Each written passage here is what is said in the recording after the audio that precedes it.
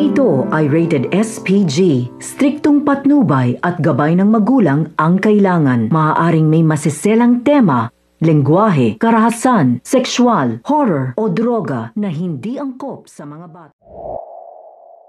Tuluyan ngang nagkita na si Doc Tanyag at Lynette nang dumalaw si Doc Tanyag sa East Ridge. Takang-taka nga itong si Doc Benitez at Giselle kung bakit daw pumunta ito sa East Ridge. Nagkaroon nga ng pag-iisip itong si Giselle na maaaring gustong makita ni Doc Tanyag sina Annalyn o si Lynette dahil gusto niyang alamin kung totoo na minahal niya pa rin si Lynette at dahil na rin may naaalala siya rito.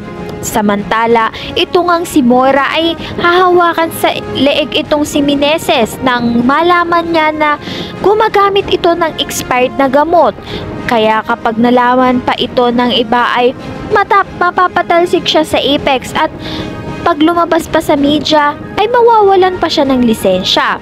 Kaya naman kinondisyon niya itong si Doc Meneses na manipulahin nga itong si Lynette.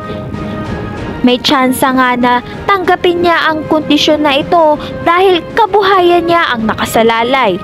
Subalit, mukhang siya na nga ang magpapaalala kay Doc Tanyag ng kanyang alaala. Ngunit sa isang insidente nga ay siya pa ang sisira kay Lynette pati na rin sa isip ni Doc Tanyag.